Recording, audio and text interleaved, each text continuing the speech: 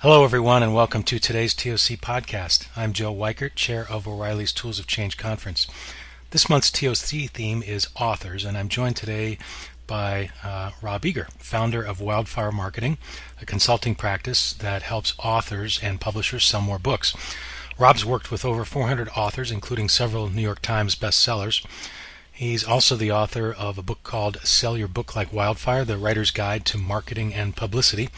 And he'll be speaking at TOC's Author Revolution Day in New York on February 12th. So, Rob, welcome to this TOC podcast. Thanks for having me, Joe. Appreciate it. So, Rob, you work with authors every day. What are some of the things just off the bat here that you see the successful ones doing that the less successful ones maybe are overlooking? Well, successful authors don't tell people what their books are about. Okay. Now, what I mean by that is that instead they tell people about the value that their book offers by answering the reader's ultimate question, which is, what's in it for me? Right.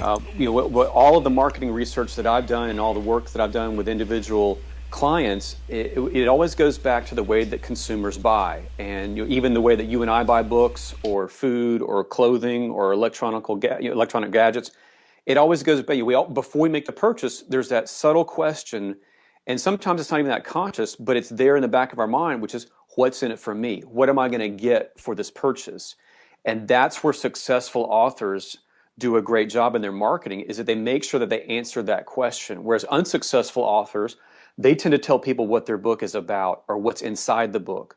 But that's not enough for the consumer, because the consumer does want to know what's inside the book, but more importantly, they want to know what's in it for me. Yeah. Secondly, I would say successful authors will identify their marketing strengths and stay consistent with using those strengths. Two quick examples. I work with a New York Times bestselling client named Lisa Turkhurst. She's a nonfiction author, and her strengths are blogging and speaking. And as we were working through helping her build her platform, we identified that those were her two strengths, because those were things that she naturally enjoyed to do, to the point where she will usually get up every morning around 5:30 or 6 a.m. and have her morning cup of coffee and write a blog post. And she'll do that every Monday, Tuesday, Wednesday, and Thursday. That helped her over time build a blog following of over 30,000 unique visitors a month. Wow.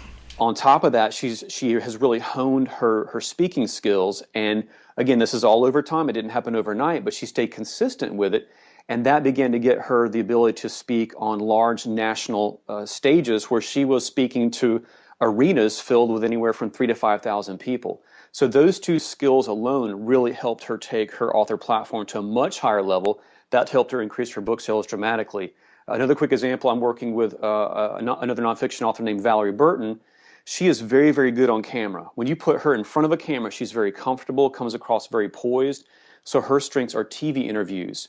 And that has led to her getting a lot of appearances on CNN. She recently was on the Dr. Oz show as a featured guest. And then on top of that, she was very consistent about building an email newsletter. And again, over time, she kept honing, writing good issues, letting people know that the newsletter existed. And as the last count I got, she had almost 25,000 subscribers to her email newsletter. So those are two examples of identifying what your strengths are and then staying consistent with it over time, and then you can have some pretty considerable success. Yeah, it's interesting. It almost sounds like sort of stating the obvious, but it's so easy to get distracted and stray away from your strengths there. And I have to say, the first part of your answer reminds me of an analogy I had heard many years ago, and it's so appropriate. And it's all about what you call selling the whole. And it was about this drill salesman who was just cleaning the clocks of his colleagues and just doing exceptionally well.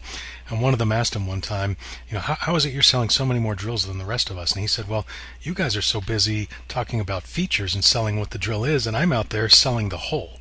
So Right. basically what that person needs in the end, not the features of the drill, right? Absolutely. So you hear a lot of talk about authors needing to create their brand. And I've often wondered, an expert like you, what do you think comes first? It's sort of a chicken and egg situation. Is it the book project that comes first, or the brand building? I go with brand needs to come first. And the reason why is because the brand acts as the umbrella over all of the author's books, whether that's backlist, books they're working on right now, and then new titles they're going to write in the future. And the reason why a brand is so important is because As Americans, we are bombarded with buying choices and different products to purchase. I mean, I think some of the latest research I had seen, and this may even be outdated because our society is moving so quickly, was that the average American is exposed to 3,500 buying impressions every single day. So our brains are literally overwhelmed with choices of what to buy, who to listen to, what experts to follow. So as an author, we're lost in all that mix, and out of sight, out of mind can easily cause an author to become obscure, or where even their own audience forgets that they exist. So a brand is an important way to make sure that people remember who you are, but not just who you are, but the value that you can bring to their life through either the fiction or the nonfiction that you write. Now, when it comes to branding, your name is always your most important brand. I mean, that's always going to come back to what your name actually is. But until your name becomes a household name, then people need to know, what does your name stand for?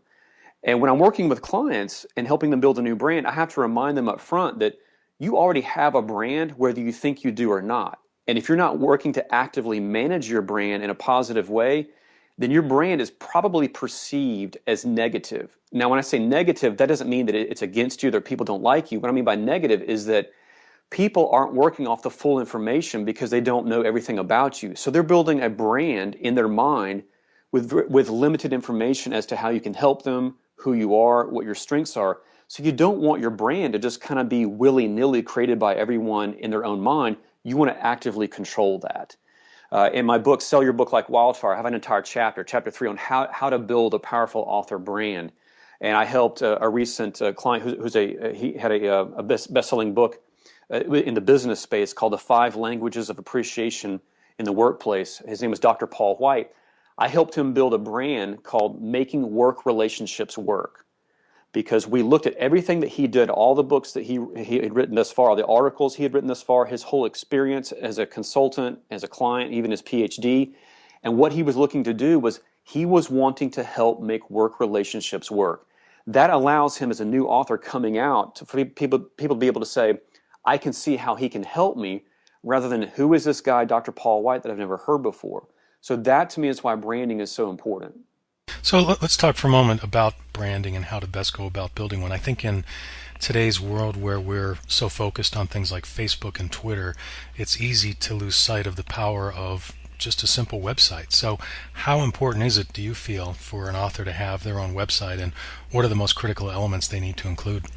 Oh, it's huge. It's huge. And authors that I meet who say, "Well, I don't have a website, or I'm just going to have a little free blog, or I'm just going to let my online presence be on Facebook," I look them in the eye and say, "You just killed your book sales. You literally just killed your book sales," because research, in fact, the Codex Group that does a lot of research for the publishing industry, they're based in New York City. A couple years ago, they surveyed over 20,000 book shoppers on the whole idea of author websites. They asked over 20,000 book shoppers, how do you want to follow your favorite authors? And the number one answer, far and away, was they want to visit the author's website. Not the author's page on the publisher's website. They want to go directly to that authors.com. And they also found, as they were surveying these 20,000 book shoppers, that those who had visited an author website in the previous 7 days before taking the survey had bought 38% more books from a wider range of retailers, both online and offline, than those who had not visited an author site before taking the survey. So this research I thought was incredibly valuable, because it helped put some numbers to the whole idea. Does having an author website really matter? And so this research I thought was incredibly powerful in that regard. I mean, to me, I've always felt like, yeah, it's obvious, but to a lot of people, they just need to have numbers to back it up. Now, when it comes to an author website, there are 4 key elements that I recommend to all of my clients. Number 1 is have free resources. Have a very robust free resources page. And you can do this whether you're a novelist or whether you write nonfiction. And the reason why I say that is because I've launched at least a dozen new author websites just in the last year alone. When we go back and look at all the Google Analytics to see where's the traffic going, what are the most popular pages, besides the home page, a free resources page is always the number 2 most visited page on the author website. And it makes sense, because the consumer is thinking to themselves, what's in it for me, as I referenced earlier? why should I buy this author's book? Why should I consider letting this author into my hobby as reading, or if I want to learn from them, if it's nonfiction? Are they good enough for me to invest my money and my time in? So a quality free resources page can really help answer that question. Secondly, if you're driving traffic to your website, which is what all authors need to do, as you're driving traffic, you want to capture the people's contact information so that you don't lose them. So it's not just a one and done situation where they may come to your website and never come back. When they come to your website, you want to give them a reason to build a long-term relationship. And the easiest way to do that is through offering a compelling email newsletter, because that way you're harvesting their email address. And in some cases, if you have a print newsletter, you're getting their mailing address, so that you're able to, in the future, not feel like you're having to relaunch a new book every single time. As I referenced earlier, my client Valerie Burton, she has over 24,000 people on her email newsletter list. That makes it so much easier for her to launch a new title, rather than a lot of authors who they don't build these kinds of databases. It's almost like they have to go back to scratch every single time to get out the word about a new title. The third thing I'd recommend is make sure you've got a way for online community to happen on your author website. And that could be through that you have a blog that allows people to post comments and talk back to you. You can have an online forum where you literally have regular discussions happening that either you as the author can create or your readers can create it. And there's two-way dialogue happening there. You can do it through Facebook and Twitter and other social media platforms. But readers want to congregate with other like-minded readers. And as the author, you want to serve as the hub or kind of the ringleader for an online community. You don't want that happening on platforms away from you. You want to draw people to your platform, which is your author website, and be the online hub for that community. And then the last thing I would say for fiction, because fiction still makes up a huge part of what readers are purchasing, is you want to make sure that the emotion of your stories is communicated through your author website, through imagery, through the descriptions. Make sure that when people are checking out your fiction, you let them feel what your story is all about, because logic makes people think, but emotion makes them act, and it's especially true for marketing fiction. Okay.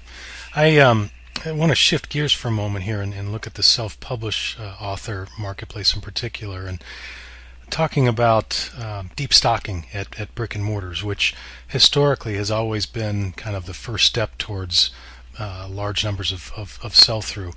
And I guess, it's fair to say that that's less important these days because of Amazon's dominance, but to me it would seem like it's next to impossible for a self-published author to get decent brick and mortar placement. And I got to believe that that's still a key ingredient to success. I mean, Timothy Ferriss has been outspoken recently about how Barnes & Noble and others, as he said, are boycotting his book.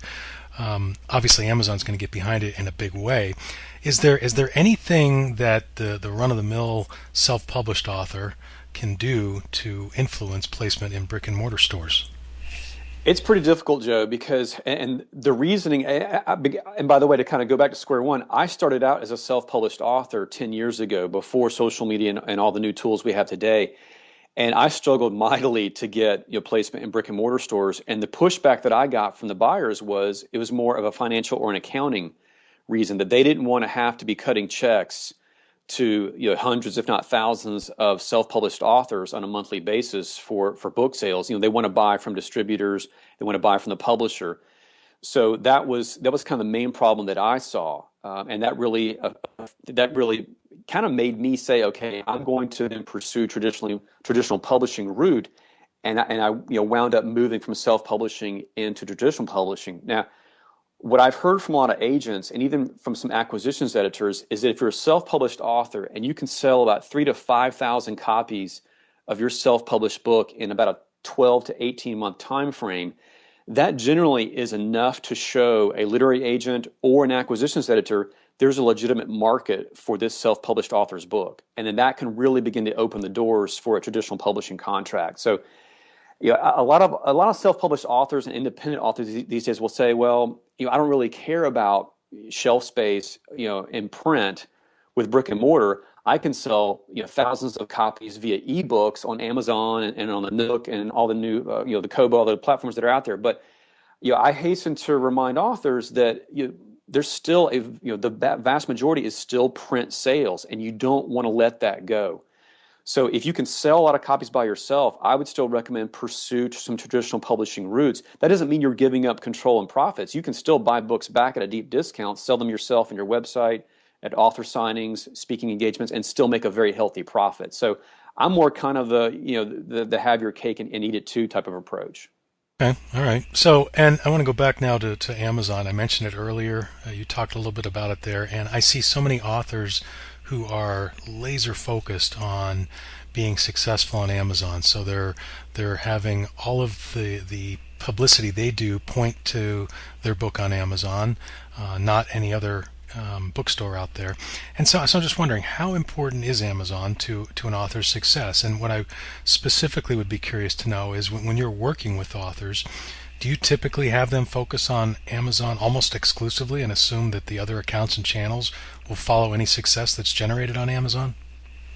Well, I agree with your question on Amazon, Joe, because I got an entire chapter, Chapter 8, and Sell Your Book Like Wildfire. It's all about how to maximize Amazon and the different tools and options they provide to authors. But what you just referenced is a very interesting point because there's a lot of backlash in the industry right now that I've actually had two vice presidents of marketing just in the last 90 days alone from two different publishers and two different spheres. So to me, this gives me enough information to say this is a consistent issue. I've had these VPs of marketing tell me that if an author only highlights Amazon as kind of the go-to retailer, like for someone, if someone comes to their author website and they're marketing the book and they say only go to Amazon to buy it, that can get you blacklisted by Barnes & Noble or some of the other retailers out there. So it's a huge no-no to only give Amazon as your only retailer option. So to any author listening, please do not do that. I mean, some of the other buyers will literally go to your author website while your publisher, from like the VP of sales or whoever's calling on that buyer, and they'll say, hey, buy this author's new book. They'll go to that author website right there in the middle of the meeting and look you up and see, well, who are you pointing your audience to? And if you only point them to Amazon, you can get blacklisted.